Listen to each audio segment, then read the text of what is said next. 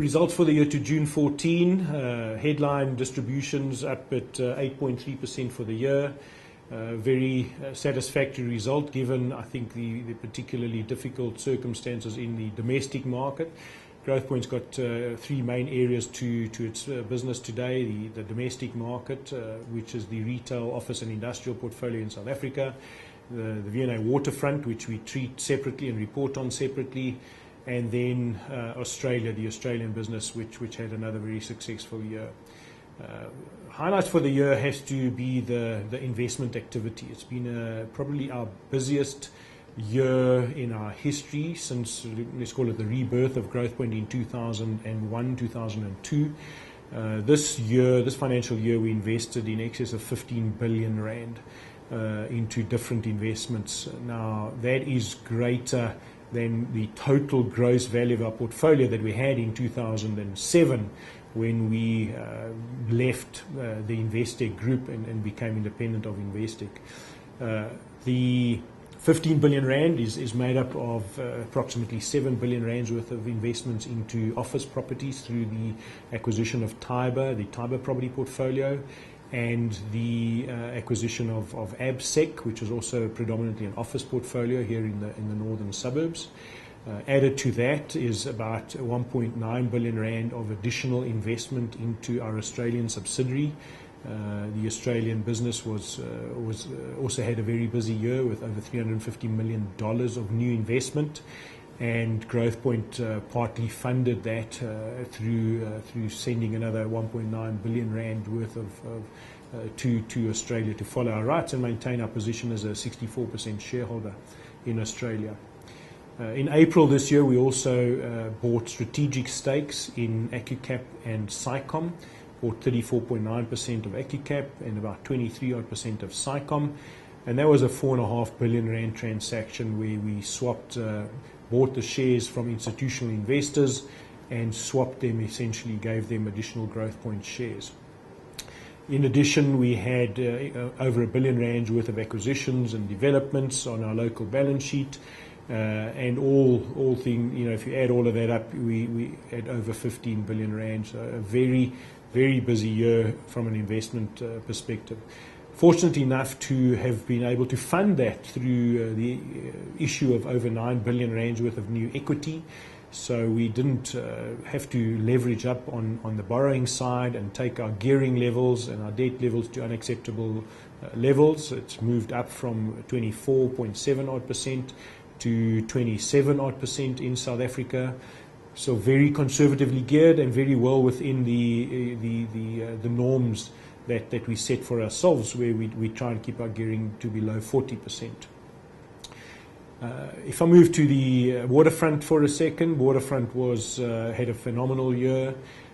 The growth in distributable income out of the waterfront grew at 6.4%, but it is similarly a very active investment year at the waterfront. Our share of capital spend was about 279 million. The PIC, our partners there on behalf of the Government Employees Pension Fund, matching that. So just short of 600 odd million rands worth of additional investment into the V&A waterfront, which is it really seems like a microcosm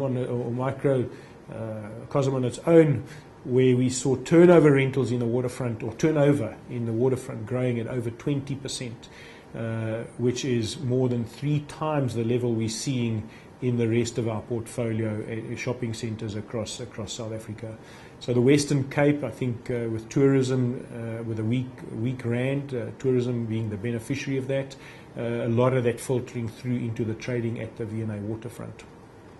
We also have got tremendous demand now in the waterfront for additional developments in the form of hotels, in the form of new office buildings. We'll be building a new 4,000 square metre gym for Virgin Active, additional residential.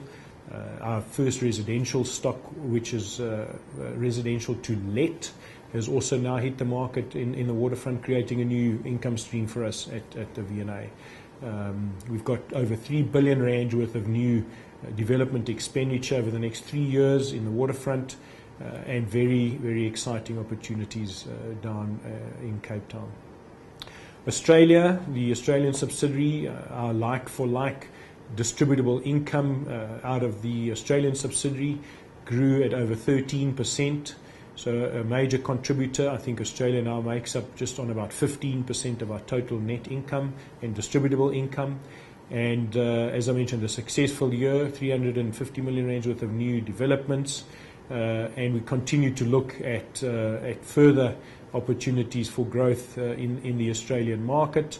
We currently only have office and industrial properties in our portfolio there. We are slowly but surely starting to explore investment into the retail sector as well. So in all, a very successful, a very busy year, and at 8.3% up on distributions, ahead of what we guided the market when we put the guidance out at the beginning of the financial year, which in the order of about 7.2%.